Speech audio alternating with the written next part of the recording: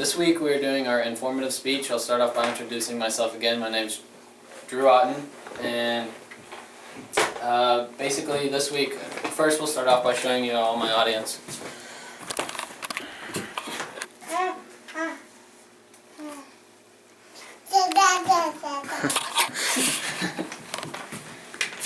So for my informative speech, I am doing a guide on how to write a best man speech.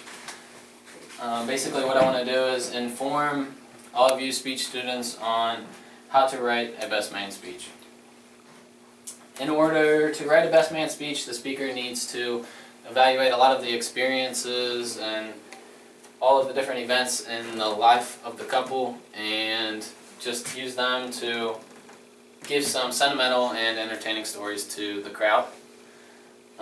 So first off, I'll ask all of you guys in my audience, basically, has anyone ever been asked to be a best man or a maid of honor? No. Yes. Yes. So, basically, if you haven't or you have, one of the really daunting tasks is making the speech. So I figured this will be good for some of you guys who maybe have to do it or had done it, you know. It'll get you a little prepared. So,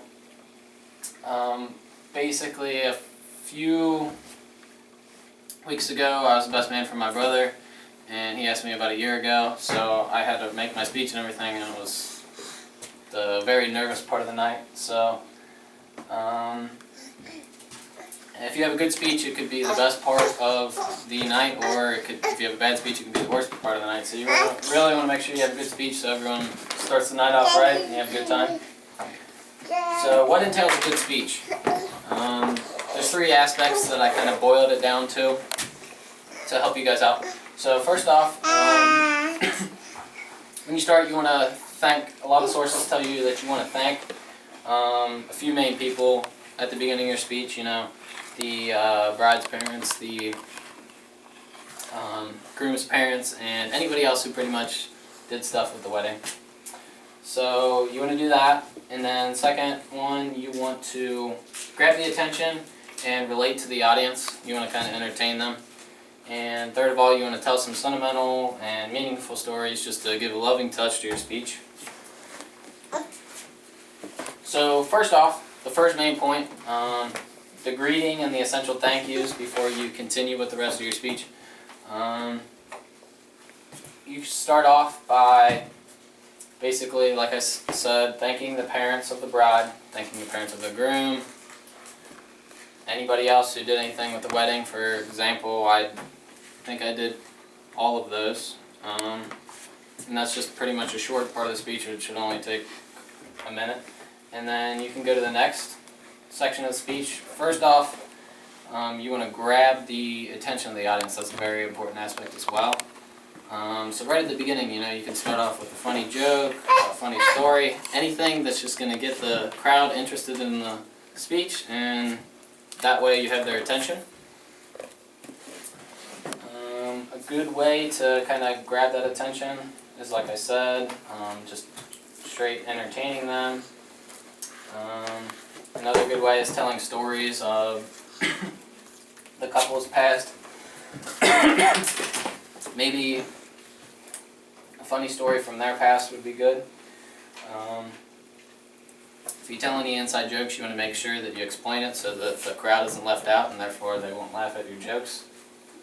So that's a good point.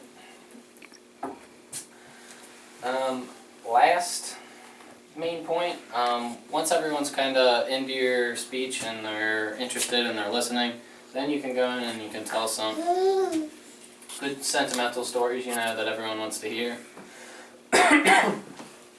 That way, everyone gets a good touch for your relationship with the groom, your relationship with the bride, or with the couple themselves. So you can tell some funny stories that maybe relates to you and the groom, you and the couple, or you and the bride. For example, in my speech I talked about just some funny stories about them going to a basketball game or their dog or anything, you know, that's just going to give people a good laugh first. And then I went into the sentimental stories, that everyone thought, oh, that's so cute and everything, and just basically told them how good of people they are. So, last off, in conclusion, the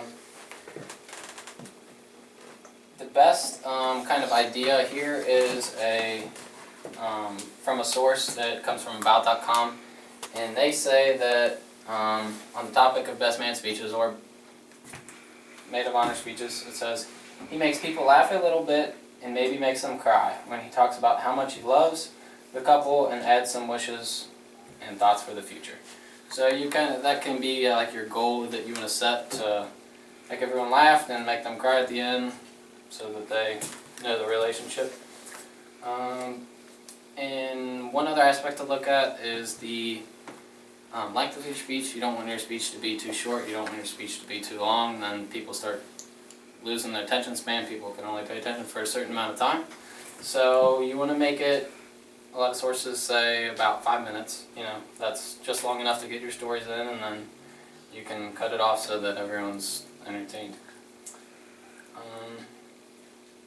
Last of all, just a review of everything.